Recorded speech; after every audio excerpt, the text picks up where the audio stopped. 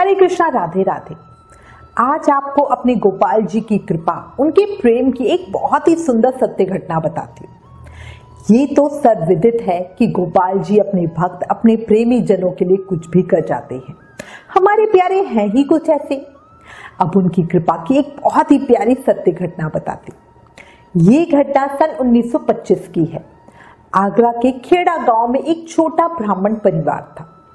ब्राह्मण, उनकी पत्नी और उनका एक बेटा मोहन।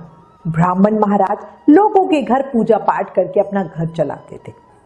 जब मोहन 4 वर्ष का था तब बीमारी से ब्राह्मण देव स्वर्गवासी हो गए। घर में जो कुछ थोड़ा बहुत जमा धन था वो ब्राह्मण देव की बीमारी पर खर्च हो गया। अब घर में उनकी पत्नी और छोटा बालक रह गया। धन संपत्ति के नाम पर सिर्फ एक घर था जिसमें वो रहते थे, ना ही कोई और जीविका का साधन था। पर ब्राह्मणी बड़ी संतोषी स्वभाव की थी, कान्हा जी की अनन्य भक्त। किस्मत से बिना शिकायत वो हर दुख को अपने कर्मों का खेल समझकर ही झेलती थी। 2-4 भले घरों से भिक्षा मांगकर अपना और अपने बच्चे का पेट भर लेती थी। मजे से भगवान का भजन करती थी। कभी भीख पूरी नहीं मिलती थी तो बच्चे को खिलाकर स्वयं उपवास कर लेती थी। इतना संतोषी स्वभाव था उनका। समय अच्छा यूं ही कट रहा था। जब बालक 6 वर्ष का हुआ तो ब्राह्मणी ने सोचा, अगर ब्राह्मण के बेटे को 2 अक्षर भी ना आए तो ये ठीक बात नहीं होगी। गांव में पढ़ने की तो कोई व्यवस्था थी नहीं। गांव से 2 कोस दूर पर एक गुरुकुल था। ब्राह्मणी अपने बेटे को लेकर वहां गई। उसकी दरिद्रता तथा रोने पर दया करके वहां के गुरुजी ने मोहन को गुरुकुल में दाखिला दे दिया, बिना किसी भी फीस या बिना किसी भी एक पैसा लिए हुए। मोहन को विद्या प्राप्ति के लिए रोज 4 कोस चलकर जाना पड़ता था। मार्ग में कुछ दूर पर एक जंगल था। शाम को लौटने में अंधेरा होने लगता था। उस जंगल में मोहन को हमेशा बहुत डर लगता था। एक दिन गुरुजी के यहाँ कोई उत्सव था। मोहन को बहुत देर हो गई। जब वो घर लौटने लगा तो उस समय पूरा अंधेरा हो गया था, रात्रि गहरा गई थी। अंधेरी रात, जंगली जानवरों की आवाज से बालक मोहन भय से थर-थर कांप रहा था। उधर ब्राह्मणी भी देर होने के कारण मोहन को लेने के लिए निकल पड़ी। रास्ते में दोनों मिल गए। ब्राह्मणी ने देखा मोहन बहुत डरा सहमा हुआ है। वो उसे गोदी में उठाकर घर ले आए। मोहन को खाना खिलाया, बात की तो मोहन कुछ ठीक सा लग रहा था। वो अपनी माँ से बोला, माँ, दूसरे लड़कों को तो साथ ले जाने उनके नौकर आते हैं। मुझे जंगल में बहुत डर लगता है, तुम मेरे लिए भी एक नौकर रख देना। बेचारी ब्राह्मणी रोने लगी। घर में खाने के लिए तो पैसे थे नहीं, नौकर कहाँ से रखती। अपनी माँ को रोता देखकर मोहन ने कहा, माँ तू रो मत, पिताजी हमें छोड़कर क्यों चले गए। माँ, क्या हमारा कोई भी नहीं है। अब ब्राह्मणी बेचारी क्या उत्तर दे। आज पहली बार वो अपने कान्हा जी से कुछ शिकायत कर रही थी। मन में बहुत रो रही थी। फिर कुछ संभलती हुई बोली, बेटा, हम दुनिया में अकेले नहीं हैं, हमारे गोपाल हमारे साथ हैं। अब ये सुनकर मोहन ने पूछा, माँ गोपाल वो कौन है? वो मेरे क्या लगते हैं? माँ वो कहाँ रहते हैं? अब बच्चे के इतने सारे प्रश्न सुनकर उसकी माँ ने कहा, बेटा वो तुम्हारे बड़े भाई हैं, सभी जगह रहते हैं। वो बहुत साफ सच्चे दिल के हैं, इसलिए सभी को आसानी से नहीं दिखते। तुम देख रहे हो ना दुनिया कितनी गंदी हो रही है, इसलिए वो छुप कर रहते हैं। जो उन्हें प्यार करते हैं उन्हें वो बड़ी आसानी से दिखते, पर जिनके मन काले हैं, खोटे हैं, उनसे वो बहुत दूर रहते। देखो, ध्रुव जी को दिखे थे, प्रहलाद को प्यार किया, गोकुल के गोपों के साथ उन्होंने बहुत यारी की, बहुत मस्ती की थी। मोहन को अपने बड़े भाई के बारे में जानकर बहुत अच्छा लगा। वो बोला, माँ तूने मुझे भैया के बारे में पहले क्यों नहीं बताया? मैं तो अपने आप को हमेशा अकेला ही समझता था। माँ, भैया घर पर क्यों नहीं आते? अब मैया बोली, बेटा तेरे भैया को बहुत काम होते हैं, दुनिया में हर कोई उन्हें पाना चाहता है, अब वो अकेले क्या क्या करे। अब मोहन उदास हो गया। मैया, तो क्या भैया मुझसे कभी मिलने नहीं आएंगे? मैया बोली, जो तू उन्हें खूब प्यार करेगा, अपना दिल सच्चा रखेगा, सबकी मदद करेगा, कभी झूठ नहीं बोलेगा, कोई गंदे काम नहीं करेगा, तो तेरा भैया तुझसे मिलने जरूर आएगा। साफ दिल और विश्वास के साथ जब भी गोपाल को पुकारो तो वो जरूर सुनते हैं, जरूर आते हैं। माँ की इन बातों ने नन्हे दिल में घर कर लिया। मोहन ने भाई से मिलने की ठान ली। मोहन में बहुत बदलाव आया। वो हर समय गोपाल भैया बोलता रहता। भाषा में भी परिवर्तन साफ देखा जा सकता था। जो पहले होते ना बच्चे थोड़ा रफ सा बोलते हैं, मोहन ने वो सब बंद कर दिया। अब वो एक बहुत शालीन संस्कारी सा बच्चा दिखता था। थोड़ा समय ऐसा ही बीता। एक समय मोहन गुरुकुल से घर वापस आ रहा था। ठंड थी, अंधेरा भी जल्दी हो गया था। मोहन को बहुत डर लग रहा था, पर वो बार बार कह रहा था, गोपाल भैया मेरे साथ है, गोपाल भैया मेरे साथ है। तभी कहीं से एक जंगली कुत्ता मोहन के सामने आके खड़ा हो गया और जोर जोर से भौंकने लगा। मोहन बुरी तरह डर गया और कांपने लगा। गोपाल भैया जोर जोर से चिल्लाने लगा। अब हमारे प्यारे तीन बंधु दीनानाथ, दीनों के पुकारने पर कैसे नहीं बोलेंगे। तभी मोहन को बड़ा ही मधुर सा स्वर सुनाई दिया, मोहन मैं आ गया। मोहन ने पीछे मुड़कर देखा तो एक लड़का खड़ा था। मोहन ने आगे देखा तो कुत्ता भाग गया था। मोहन ने जाकर अपने गोपाल भैया को गले से लगा लिया और बोला, भैया भैया आप आ गए, मुझे बहुत डर लग रहा था। गोपाल जी हंसते हुए बोले, तू डर मत, मैं हूं ना। अब वो दोनों हाथ पकड़कर चलने लगे। मोहन ने गुरुकुल की सब बातें अपने गोपाल भैया को बताई। गांव की सीमा पर पहुंचकर गोपाल ने मोहन से कहा, अब मैं चलता हूं। मोहन ने बहुत कहा, घर चलो, पर गोपाल भैया ने मना कर दिया। मोहन ने उनसे वादा लिया कि रोज शाम को गुरुकुल से घर आते समय वो उनके साथ रहे, क्योंकि उसको बहुत डर लगता है। गोपाल भैया ने मुस्कुराकर हामी भर दी। मोहन खुशी में चहकता हुआ घर पहुंचा। मोहन ने जंगल में गोपाल भैया के मिलने की बात बताई। माँ को लगा वैसे ही कोई ग्वाल बाल मिल गया होगा, बच्चे का मन बहलाने के लिए बोल दिया होगा कि वो गोपाल है। अपने बेटे को खुश देखकर आज माँ बहुत खुश थी। हाथ जोड़कर बार बार अपने कान्हा जी को, अपने प्रभु को प्रणाम कर रही थी, उन्हें धन्यवाद दे रही थी।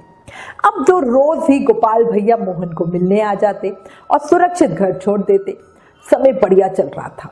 मोहन हर समय हर पल गोपाल भैया को याद करता। जब साथ होता तब भी और जब नहीं होता तब भी उसका भाव निश्चल था। माँ कभी कुछ अच्छा खाने को देती ना तो उस समय वो खुद नहीं खाता, अपने गोपाल भैया के लिए ले जाता। वरना बच्चों को तो देखो कितना लालच होता है कि कुछ भी अच्छा मिला तो फटाफट खा लिया। नहीं, मोहन को लगता था कि मेरे भैया खा ले, मैं अपने भैया के लिए ले जाऊं। उन्हें प्रेम से अपने हाथों से खिला। हमारे प्रभु तो भाव के ही भूखे हैं। वो मोहन के हाथों से जो भी वो खिलाता बड़े प्रेम से खाते। कई बार जीवन में कुछ ऐसी भी लीलाएं होती हैं जिससे भक्तों का विश्वास प्रेम जग में उजागर हो जाता है। हमारे ठाकुर जी की लीला वो ही जाने। एक दिन मोहन के गुरुजी के पिता का श्राद्ध होना था। गुरुजी ने सभी को बोला, कल खाना गुरुकुल में ही होगा। सभी विद्यार्थियों ने सोचा कि इस अवसर पर वो कुछ ना कुछ सामान लाए ताकि गुरुजी को इतना बड़ा काम करने में कुछ मदद हो जाए। सब ने गुरुजी को पूछा और जोर दिया। फिर किसी ने कहा वो सब्जी ले आएगा, किसी ने कहा आटा, चावल, कपड़े, मतलब जो जिसके बस की था। मोहन चुपचाप खड़ा था। अब जब मोहन ने देखा कि भाई सभी लोग कह रहे हैं तो उसने गुरुजी को पूछा, गुरुजी मैं क्या लेकर आऊं? अब गुरुजी तो मोहन के घर के हालात जानते थे। उन्होंने कहा, बेटा तुमको कुछ नहीं लाना। मोहन को ये बात अच्छी नहीं लगी। वो बोला, गुरुजी सब लड़के लाएंगे तो मैं क्यों ना लाऊं? अब उसकी बात सुनकर, उसके हट को देखकर गुरुजी ने कहा, अच्छा ठीक है, तो तुम्हें एक लोटा दूध ले आना। घर आकर मोहन ने माँ से गुरुजी के पिता के श्राद्ध की बात थी वो सारी बात कही और कहा, मुझे कल एक लोटा दूध लेके जाना है। ब्राह्मणी के घर में खाने को तो कुछ था नहीं, वो दूध कहाँ से देती? भिक्षा में मन चाहा तो मिलता नहीं, मांगने पर भी उसे दूध कौन देता? लेकिन मोहन ठहरा पालक, पर माँ ने उसे समझाया तो मोहन मान ही गया। अगले दिन जब वो गुरुकुल जाने के लिए निकला तो रास्ते में अपने गोपाल भैया को आवाज लगाने लगा, भैया कहाँ हो आप, भैया कहाँ हो आप, मुझे आपकी मदद चाहिए, गोपाल भैया, गोपाल भैया। तभी कान्हा जी उसके सामने आ गए। पूछा, क्या हुआ मोहन? मोहन बोला, भैया आज हमारे गुरुजी के पिता का श्राद्ध है, मुझे एक लोटा दूध लेके जाना है।